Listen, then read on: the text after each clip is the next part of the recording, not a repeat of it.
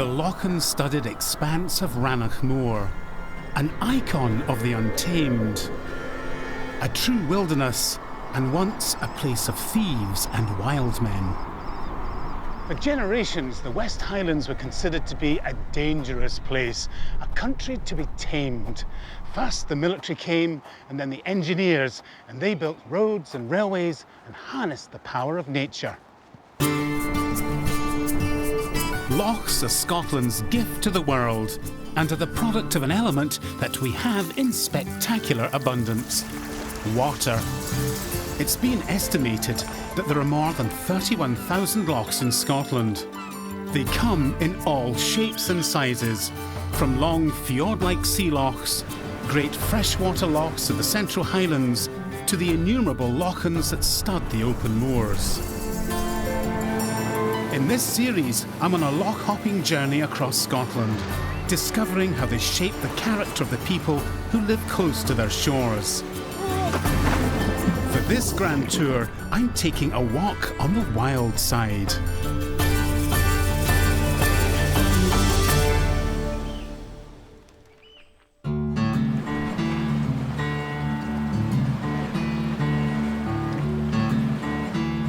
My journey starts on the beautiful banks of Loch Tullar, crosses Rannoch Moor, and then by Loch Rannoch and Loch Tummel I will go. It reaches Journey's End on a fairy mountain. Loch Tullar lies on the southern edge of the great Rannoch Moor. This wild country was first settled thousands of years ago. To see the evidence of habitation for myself, I'm being ferried out to a tiny island called Ellenstilcare, where some of the first people to lead settled lives in this part of Scotland made their home. It's known as a crannog. That's an artificial island that was built to keep the occupants safe from wild animals and from their human enemies raiding and plundering. Back in the Iron Age, over 2,000 years ago, the crannog would have been a defensive home to an extended family, living in a thatched timber house sitting on wooden stilts above the water. Crannogs were once very common. At least 600 have been identified by archaeologists in Scotland's lochs. The earliest belonged to the Stone Age. Others were used for hundreds of years. This crannog was occupied up until the 14th century by Clan MacGregor, who once dominated this whole area. And when they lost it to the Campbells, their bard wrote a lament recalling their happy days on the shores of Loch Tullar. And I can see why they were sad to leave it. It's amazing to think that during the last ice age, the whole of Rannoch Moor was covered by a great ice cap. As the glaciers melted, they created the loch-studded landscape we're familiar with today. Most of the moor lies over 400 metres above sea level. In winter, its many lochans are covered in ice, which makes the prospect of taking a dunk in one of them, even in summer, less than appealing. I meet Callum McLean on the banks of Loch Ba. He's a devotee of wild swimming, a rather grand name for something that people have been doing for years. Callum blogs about his watery adventures, which take him to some extreme locations, including an icebound lochen high in the frozen Cairngorm Mountains. Today, he invites me to take a plunge in water that is thankfully ice-free. Do you ever actually kind of measure the temperature scientifically? Oh, I never measure the temperature with an actual thermometer. I think that's far too scientific for me. I think I usually stick my toe in, and depending on how much it hurts and how much I scream, that's how cold the water is that day. So we're going to be screaming, do you think? I think when we get in, it's going to hurt. That's usually what happens. It never gets any easier. Possibly, yeah. Is there a kind of gradation of wildness that you're looking for? I mean, how does this compare Loch Ba? Where we are here is quite calm, you know, we're not too far from the road. But yeah, I've been to some more extreme places, you might say. The Gulf of Corryvreckan between Jura and Scarpa. That was a particularly fun one where the current sweeps through, and it's one of the biggest whirlpools, I think, around. Luckily it was that slack tide, so we were okay. But you're not scared? I wasn't scared, no, I was excited more than scared. So it's adrenaline rather than just pure fear. That's right, yeah. Ready for this. Ready for anything. Right. How does it feel so far? It's fine, I'm wearing a wetsuit. The plan today is for Callum to swim the length of Loch Ba. I'm going to try my best to keep up with him, at least as far as the nearby island of Moor. Perhaps I should have brought my rubber ring, but at least my wetsuit means I shouldn't die of hypothermia. Well, it's really quite cold out here, I have to say, Callum. Thank you so much for bringing me out for this wonderful experience. But the views are amazing. They are. It's like a kind of trout's eye view. It is, but yeah, it's a fantastic way to see this beautiful landscape around us. And we're in the middle of Rannoch Moor. Who would have thought it? Exactly, lots of people come here for walking, hiking. How many people come here to swim? Very few. I wonder why. But my problem is that I've only ever really swum a maximum of about 10 lengths before. And what we're proposing to do must be a good bit more than that, about 10 times more than that. So I'm not sure I'd be able to make it all the way. I think you might be right. I reckon it's about half a kilometre or so. Ooh. I'm getting a bit tired now. Oh, look, I can stand up. Oh. There's no need to panic at all. I can actually walk to this island if I need to. That's right, yeah. You invited me here for a swim, but it's a bit more of a walk. I think we could just walk the whole way. I'll maybe stroll over this way if you don't mind. Unfortunately, our reception committee on shore is a swarm of vicious midges. Oh, played the last few feet to the shore. Cal, I'm afraid I don't think I'm going to be able to make it. I'm just a bit too pecked. So, if you don't mind, I think I'll just wait for a boat. So, good luck, my friend. Okay, well, I'll leave you with the midges then, Paul. Happy wild swimming. There he goes. Good luck, Callum. But these midges really are horrendous. It's time to move on. Fleeing the swarms of miniature blood-sucking beasties, I leave Loch Ba and follow the old road west across the moor. It was built by the great 18th century engineer Thomas Telford and follows the route of an older military road built to suppress the lawless and rebellious clans who'd made this wild stretch of country their home. Nearing the high point on Telford's road, I'm looking for a little-known monument to a remarkable man. Much of the western half of Rannoch Moor has been owned for many years by the Fleming family.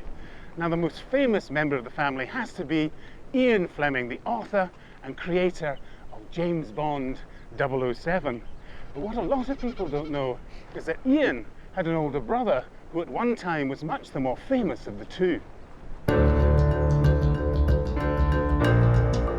Long before Ian Fleming had put creative pen to paper, Peter Fleming was already a successful travel writer and novelist. During the war, he worked for British intelligence and drew on his experience to write a spy thriller. The sixth column was described by critics as the blueprint for his younger brother's Bond story, Casino Royale. Despite the similarities, Peter encouraged Ian's literary endeavours and even suggested the name Miss Moneypenny. He loved the outdoors and was an enthusiastic sportsman with a passion for shooting. But it was out here in the wilds of Rannoch Moor that he suddenly and unexpectedly died of a heart attack. And this cairn marks the exact spot where he fell, a memorial to a remarkable life and an unsung literary hero. Journeying into the heart of Rannoch Moor, I encounter its biggest loch by far, Loch Leyden. A faint path follows the shoreline, and after a 14-mile hike, I come across an unexpected sight. A railway station, apparently in the middle of nowhere. Rannoch Station is one of the remotest in the country. Despite this, trains from London stop here. To find out about the line that crosses Rannoch Moor, I'm meeting up with railway historian and photographer Norman McNabb. Norman, why build a railway line through such a desolate expanse of moorland? Well, there was a need to open up the West Highlands There was a particular desire to get a connection from Glasgow to Fort William and then onward from Fort William to the West Coast Sea to tap into the lucrative herring industry. And you've got to remember that the road across Rannoch Moor to the west by Loch Ba was it was nothing much more than a rough track as it was in the days of the stagecoach. So getting to Fort William was very hard. Over the course of 8 years, 5,000 navvies toiled in horrendous conditions to build the railway across the moor, where deep peat banks forced the engineers to float the line on rafts of brushwood and ash. The first passenger services eventually began in 1894. What's interesting to me, to celebrate the opening of the line, this wonderful book here, Mountain, Moor and Loch, was produced when this line was opened, presumably to encourage a wealthier sort of visitor. Yes, absolutely. And it's a beautifully illustrated book as well, and the poetry of it all was bound to enthuse people. From the window of a railway carriage, it is the reverse of wearisome. As true today as it was when it was written. And of course you can tell the character of a person, man or woman, by their attitude to crossing Rannoch Moor. They're either stimulated and excited by it, and wondrously so, or they find it a boring place. And, how do you find it? Well, I find it a very stimulating place.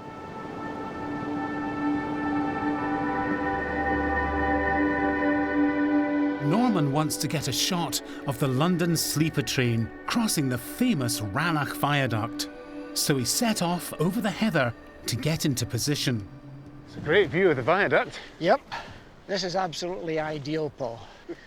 All we want is the light. Now, what are you looking for when you come to choose a location to take a photograph? Well, I'm looking for a composition which sets the train within the landscape, so the train is just part of it.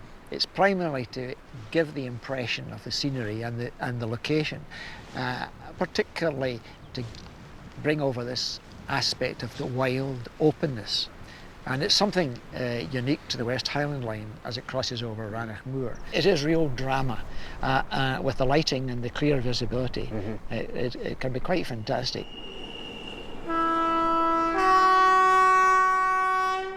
Okay, after all the waiting, here comes the train. Okay.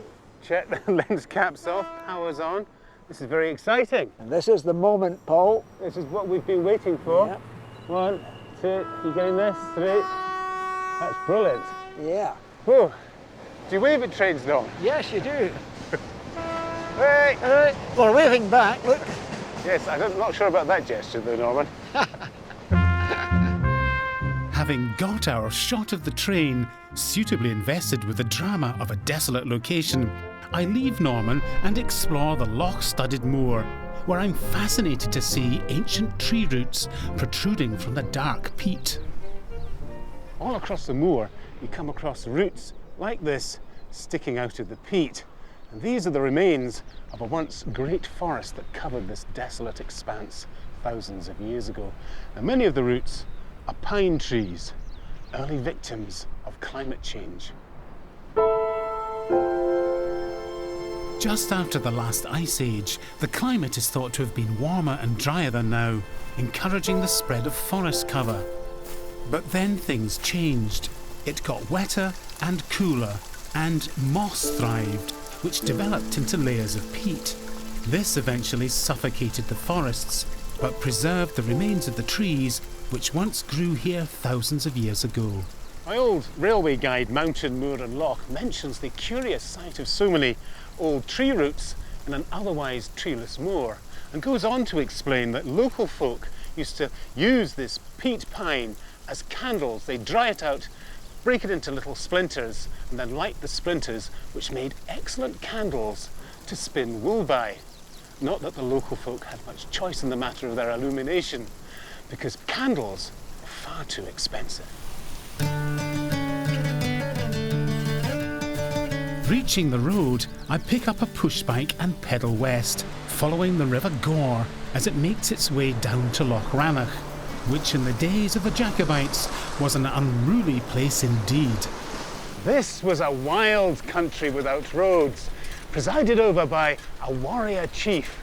Alexander Struan Robertson is the only man known to have taken part in all three Jacobite risings. But Struan Robertson had gentler beginnings. He was actually a divinity student at St Andrews University when he joined the first Jacobite rebellion in 1689. In 1715, he was captured at the Battle of Sheriff Muir, but then escaped to France. And then, in 1745, at the age of 75, the old warrior marched off to join Bonnie Prince Charlie, whose defeat at Culloden cost him dear. The estates of Struan Robertson were forfeited, and he lived out the rest of his days in a cottage close to the great Blackwood of Rannoch. Today, the Blackwood is one of the largest areas of ancient Caledonian pine forest left in the country. The Scots pine is the dominant tree species here. In Latin, it's known as Pinus sylvestris, but you have to be very careful how you pronounce it if you want to avoid offence. And I'm being as careful as I can. Pinus, or Pinus sylvestris as it's known, has recently been voted as Scotland's national tree. And here, in the Blackwood of Rannoch, are many fine old specimens, including this one, which must have been a mere sapling when Struan Robertson lived here. Amazing to think of all that history it's seen. Struan Robertson wouldn't recognise my next destination. Nestling beneath the peak of Schiehallion is Kinloch Rannoch. It's a quiet, respectable sort of place. But when the old clan chief was alive, this area was at the heart of a rebellious community.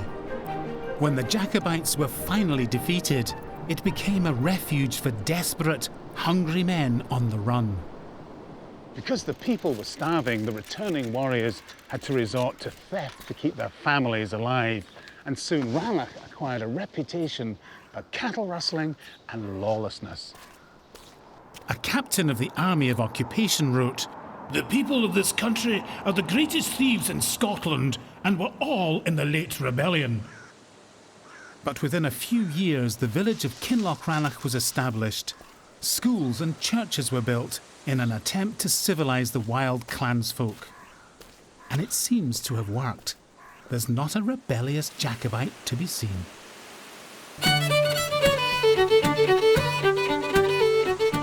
Leaving Kinloch Rannoch, I take the old military road, following the southern shores of Loch Tummel. After its warlike history, it now seems the epitome of peace. And what could be more peaceful than sailing? Loch Tummel has become a favourite location for lovers of water sports, and dinghy sailing in particular. Despite the gale that's blowing, I threw caution to the wind and joined veteran sailor Jim and his crew member Amanda, dodging other boats as squalls race across the water. So are we going to jibe or are we going to go about? Oh no, we're going to go about in this weather. Would you normally be coming out to the loch in this weather? Not normally, no. This is just for a bit of fun, really. Right. So if you look upwind, you can see dark patches of sitting on the water. Some of them will have sort of more ripples than the others, and that generally is when your squalls are coming in, when that's when your boat will start to heel over quite Or quickly. it could flatten you completely. Yes. Which we don't want. No. When did you start sailing? About 1949. Good grief, really? Yep. Well, it's done you well, hasn't it? Yeah. So, I mean, no disrespect, but you really are an old sea dog. Well, I'll hardly say it's an old sea dog, but we're all wrinkly anyhow. Lifetime. You can spend Wrinkly a at it. lifetime at the tiller. As we tack backwards and forwards across the loch, Jim tells me that we're sailing over land that was once farmed. There are even the ruins of an ancient Clan Mingus hunting lodge beneath our keel. Everything was drowned in the 1950s when the loch was dammed. Intrigued, I leave Jim's boat and cycle 11 kilometres to Loch Tummel's famous Queen's View to see for myself how the landscape has been altered by this man-made flood. Now this really is a grand view and one worthy of royal appreciation. But you can tell from this old photograph postcard that was taken in the 1930s just how much it's been altered by rising water levels. There's a whole area of land here that's been flooded. And the tiny island in the background is in the photograph nothing more than a wooded hill beside the River Tummel. It's all drowned now, but still rather beautiful. Just around the corner from Queen's View is the Cluny Dam. Built in 1951, it holds back the weight of Loch Tummel and water from a vast catchment area, all part of a hugely ambitious hydroelectric scheme. This archive film from the 1950s shows the dramatic scale of the engineering works that were undertaken to harness the power of water and to turn it into electricity for the Highlands and beyond. An army of men toiled day and night, deep underground, drilling and blasting their way through solid rock to divert the flow of water into a network of dams. This is the Cluny Memorial Arch, and it actually shares the same dimensions as the tunnel that was built to carry water from the loch to the power station. And it clearly shows the scale of the tunnel, which at the time was the largest of its type built in Britain. Now there are names inscribed here too, look, to remind people of the human cost of the project. There are 7 massive structures that make up the huge hydroelectric scheme. At the nearby Pitlochry Dam, I meet up with Gonna O'Donnell, one of the famous tunnel tigers, who collectively dug over 400 miles of tunnels in Scotland. The first job you got in a tunnel was a spanner man. That's the man that held the drill for the driller that was drilling the holes. You held that drill, but you couldn't wear gloves. You never had any earmuffs. I was stone deaf, completely stone deaf. The men in the tunnels were miners. Some of them were plate layers. That's the men that looks after the railway line. They were plate layers. And then you had the powder monkey. He was looking after the explosives. Then you had the loco driver. He was taking in and out, we called the muck. That was the gravel and stones we called that muck. It must have been very dangerous work. Everything is dangerous when you don't know. When I went in first, everybody looked after me. And anybody that came in after me, I looked after him.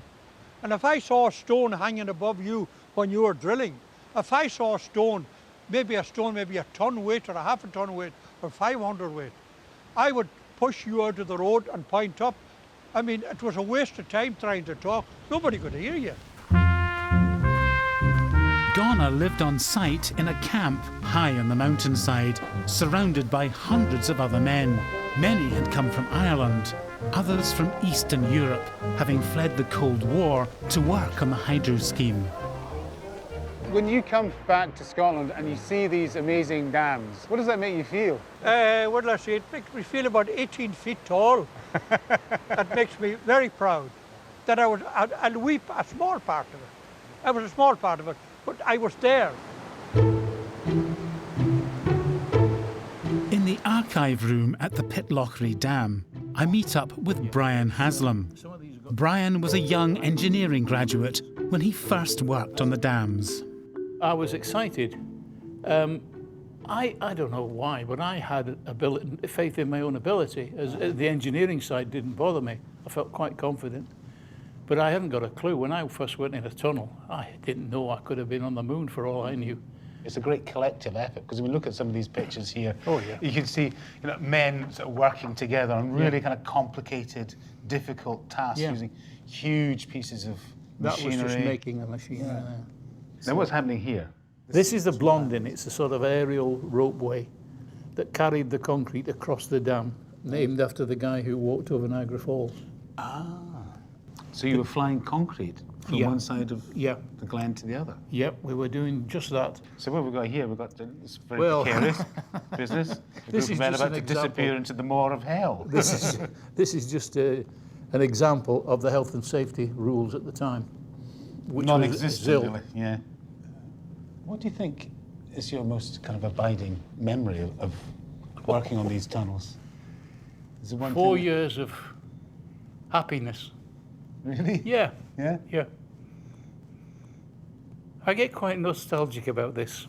And I grew up, when I came to the schemes, I met the big wide world. I met wonderful people, was doing a wonderful job in a wonderful place. I know being inside a tunnel doesn't sound like a wonderful place. But the company was good. Somebody once said to me it was like a family. And you looked after each other. That was it. And that stuck with me. Leaving the legacy of dams and tunnels, which are still generating electricity from the wild waters of Rannoch, I head to my final destination, the shapely peak of Schiehallion. This mountain was once considered sacred by the early people who lived in its shadow, a magical place and the haunt of fairy folk. But in the 18th century, Schiehallion was tamed by science in a brilliant experiment to determine the mass of the Earth. To do this, you first needed to work out the mass of something smaller, like a mountain. In 1775, the Astronomer Royal Neville Maskelyne and the mathematician Charles Hutton chose Schiehallion for their experiment because of the mountain's regular conical shape. Now, if you look at any OS map, you can see quite clearly from the contour lines just how uniform the mountain is. Now, they're placed at 10 metres apart, these lines. Now, interestingly, Charles Hutton, the mathematician, actually invented contour lines to help him with his calculations to work out the volume of Schiehallion. It's an amazing thought that the very first contour lines in the world were drawn right here and have been used by map makers and hill walkers ever since. The contour lines enabled Maskelyne to calculate the volume and then the mass of Schiehallion. And then, by scaling up, he was able to work out the mass of the Earth. It took 17 long weeks to complete the experiment, partly because the weather that summer was dreadful. Despite this, though, the experiment was considered to be a great success and came close to the modern figure for the mass of the Earth of 5.9 times 10 to the power 24 kilograms. However, because the experiment had taken so long to complete, it bankrupted the Royal Society which had funded the project. But, as they say, there's no gain without a wee bit of pain. Onwards and upwards.